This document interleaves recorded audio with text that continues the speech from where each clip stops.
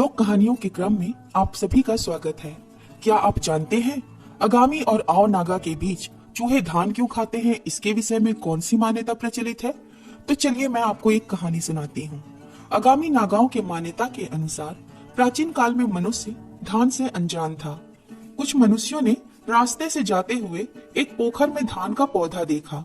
वे इस आकर्षक वस्तु को निकालने का प्रयत्न करने लगे, किंतु पोखर अधिक गहरा होने के कारण वे उस पौधे तक पहुंचने में असमर्थ हो गए। उन्होंने चूहे को धान लाने के लिए भेजा। चूहा अपने आकार के कारण सरलता से पोखर में चला गया और धान का पौधा लेकर आ गया।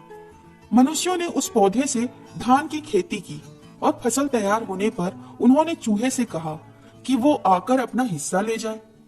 चूहे ने उत्तर दिया, नहीं, हम इतना धान नहीं ले जा सकते, क्योंकि हमारे सिर बहुत छोटे होते हैं, इसलिए आप हमें रोज थोड़ा थोड़ा धान खाने की अनुमति दीजिए।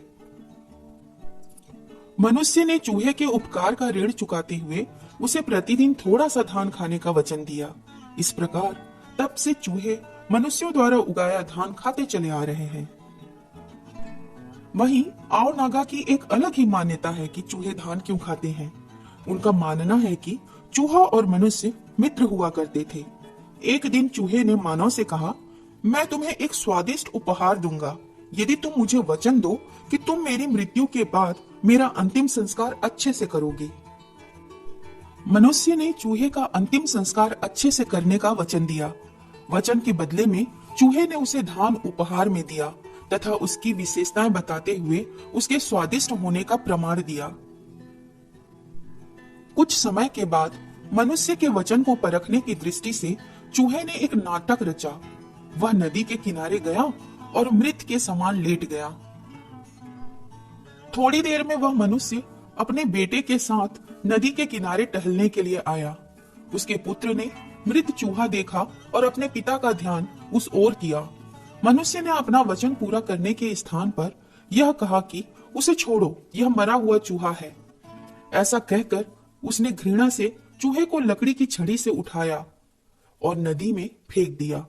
चूहा, जो वास्तव में जीवित था, कूदकर बाहर आ गया और क्रोध में चिल्लाया, मानो तेरे विश्वासघात के बदले में तेरा उगाया धान हमेशा सबसे पहले मैं खाऊंगा और अपना शौच छोड़ जाऊंगा। ऐसा बोलकर उसने ब्रह्मपुत्र नदी में छलांग लगा दी।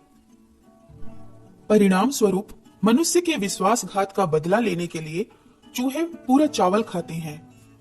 कहानियों से सभी अलग अलग ही सीखते हैं, पर मुझे ऐसा लगता है कि अगर आप किसी को भोजन करा सकते हैं तो कराना चाहिए।